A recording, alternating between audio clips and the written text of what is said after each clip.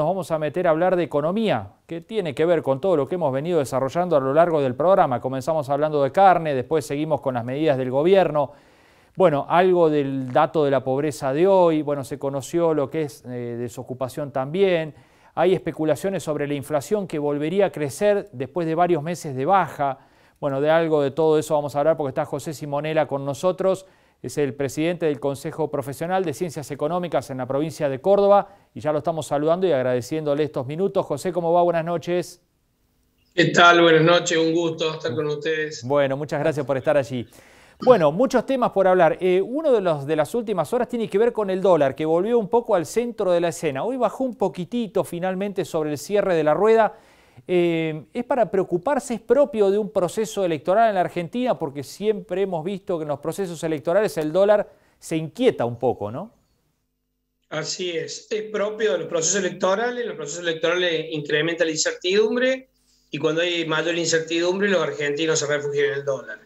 Acá la preocupación está qué pasa después de las elecciones, porque el Banco Central tiene reservas líquidas escasas que le alcanzan, uno calcula, para llegar a la elección con el dólar relativamente controlado, fundamentalmente el dólar en la bolsa, que es donde interviene todos los días de manera explícita, pero digamos, este mes vendió 950 millones de dólares en septiembre.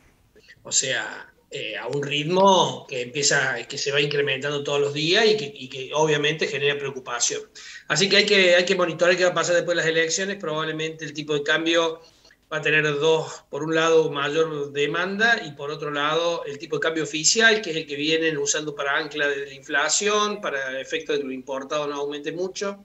Esto va a empezar seguramente a acelerarse el ritmo de devaluación, que eso lo define el gobierno, porque es el dólar que le paga a los exportadores y que le vende a los importadores. ¿Esto va a tener consecuencia en el índice inflacionario, José? Sin lugar a dudas, cada vez que el dólar aumenta genera presiones por expectativa y por aumento de costos. Si bien es cierto que lo importado, que está presente en gran parte de los insumos de nuestra industria y por ende impacta en el precio de los productos finales, está devaluándose muy poco, alrededor del 1% mensual, cuando la inflación está en el 3%. El dólar blue, que es un mercado muy chico, marginal y demás, desde el punto de vista de fijación de expectativas, tiene un impacto importante y eso hace que muchos digamos, temen que los precios se disparen o que tienen insumos valor dólar y tienen miedo que el tipo de cambio después de las elecciones comience a devaluarse de una manera más rápida. El peso, eso hace de que la inflación aumente. Así que para después de las elecciones hay que esperar mayor presión inflacionaria, obviamente, y mayor presión sobre el tipo de cambio. Pensá que también hay que ver cómo se resuelve el congelamiento de tarifas. Las tarifas están congeladas hasta las elecciones y luego va a haber un descongelamiento que, según dice el gobierno, será por segmentos, pero va a impactar de todos modos. Así que hay que esperar que el primer trimestre del año próximo la inflación esté un poquito más acelerada que por estos meses y que a su vez el tipo de cambio esté bastante intranquilo. José, Salvo sí. que arreglen con el Fondo Monetario Internacional y eso logre cambiar las expectativas. Porque uno observa y ¿cuántas opciones tiene con respecto al mercado de cambios el gobierno? Porque tiene pocas reservas, una brecha que se le amplía, no puede, digamos, ajustar y hacer una devaluación porque en este plano social que venimos describiendo, hoy se conoció el dato de la pobreza, un fogonazo inflacionario haría un daño enorme en ese segmento. ¿Podría desdoblar el tipo de cambio después de las elecciones? ¿Qué opciones hay sobre la mesa? Digamos, el desdoblamiento del tipo de cambio medio que ha perdido un poco de prensa, por lo menos, no se lo está comentando por estos días. Hay un cierto desdoblamiento de tipo de cambio. Date cuenta que el dólar oficial vale 98, el dólar al que puede acceder algunos ahorristas, pero solamente con $200, el cepo vale 171, el dólar blue vale 189 o 188, 186 y medio hoy. y el dólar MEP, que es un dólar lícito que se compra en la bolsa, vale 175. El dólar contado con liqui, el regulado vale 175 y el libre, que es el que se fija entre las partes, vale 197. O sea que digo, hay tantos tipos de cambios que están desdoblados. De hecho, si vos necesitas comprar dólares más de 200, lo tenés que pagar 175 si tenés plata blanca, y si tenés que sacar plata afuera, lo tenés que pagar 175 si lo conseguís y comprar ese dólar subsidiado, pero en realidad las empresas que tienen que, digamos, girar un mayor volumen, tienen que ir a este dólar de 190 y pico. Así que hay un desdoblamiento de hecho. Lo que sí es cierto que no se puede mantener, como bien decís, después de las elecciones por mucho tiempo más, una brecha del 90%. Esa brecha atenta contra las exportaciones e incentiva las importaciones, con lo cual atenta contra las reservas, ¿no? Como poder tener un saldo de balanza comercial positivo, robusto, que permite recomponer las reservas. Así que a mí me parece que el gobierno hoy no quiere hablar del acuerdo con el fondo, pero después de las elecciones no le va a quedar mucho, no le queda ningún otro camino que no sea hablar con el fondo. Si esto no sucediera dentro del primer trimestre y a la situación actual le sumáramos un default, la verdad que estaríamos realmente complicados. Yo creo que el gobierno no va a llegar a ese punto y va a firmar un acuerdo con el fondo antes de que termine marzo, que es cuando empiezan los vencimientos que no se van a poder pagar. Claro. El gobierno hace mucho hincapié en su discurso económico que la actividad está creciendo, pero que todavía falta el traslado a lo cotidiano, a la economía de las familias. ¿Este es un diagnóstico real?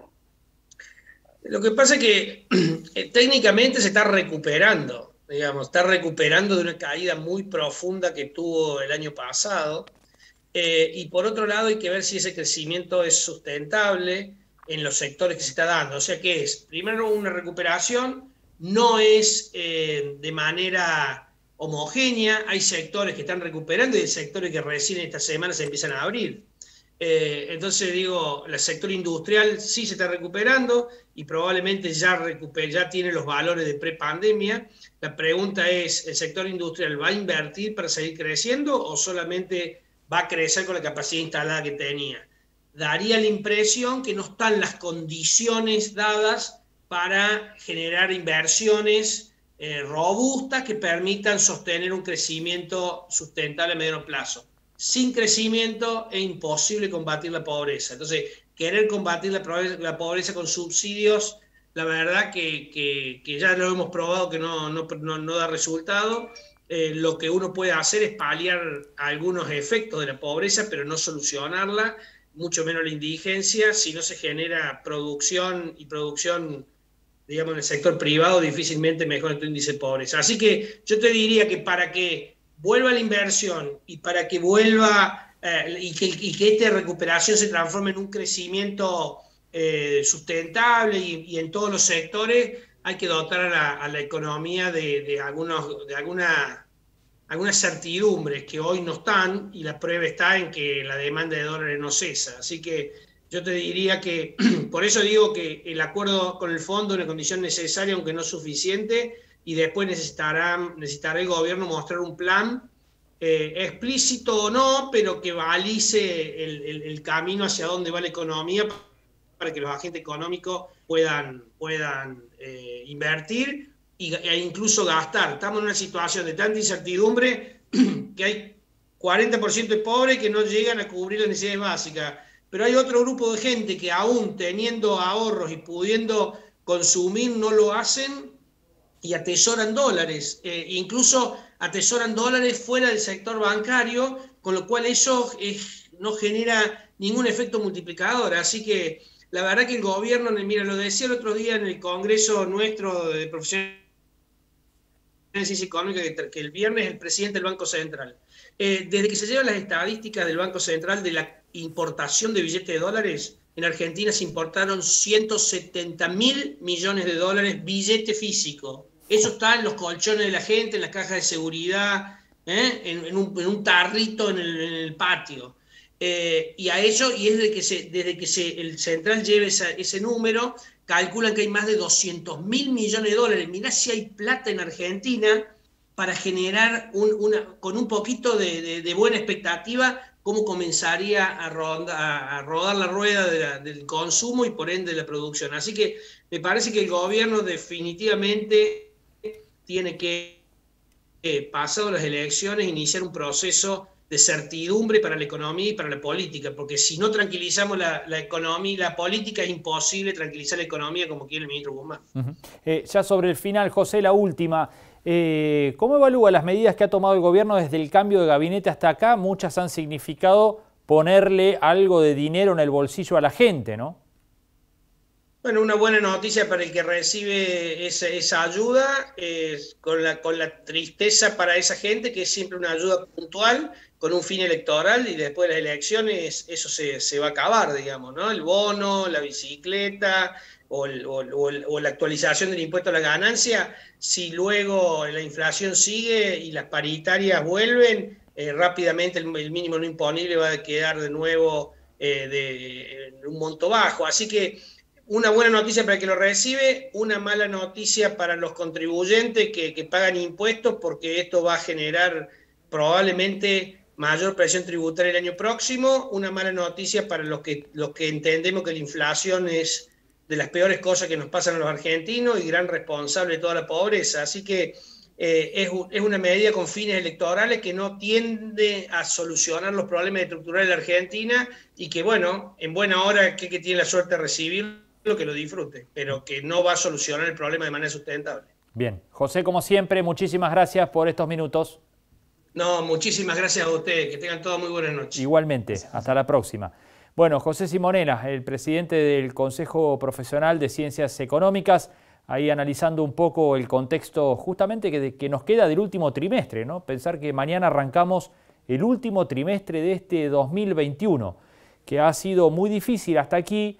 Bueno, que tiene justo en el medio el trimestre la elección de medio término para las legislativas, para elegir las bancas y renovar el Congreso, el oficialismo que se está jugando mucho ahí, porque bueno, lo que no se creía antes del 12 que podía llegar a ocurrir, por ejemplo, tener en tela de juicio la mayoría en la Cámara Alta, en el Senado de la Nación, resulta que si se repiten los resultados del 12 de septiembre, podría perder esa mayoría el oficialismo en el Senado, que es conducido por Cristina Fernández de Kirchner, ¿no?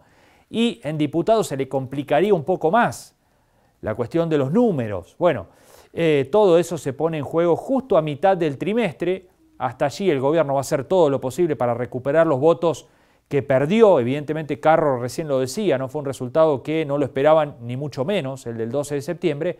Bueno, vamos a ver cómo les va con este recambio de gabinete y esta batería de medidas que ha decidido el gobierno, saliendo a la cancha a tratar de contrarrestar todo lo que pueda para sumar los votos posibles hasta el 14 de noviembre. Llegamos al final, nos vamos, nos despedimos, será hasta el próximo jueves a las 21, cuando volvamos con otra Entre Líneas. Buena semana para todos, chau.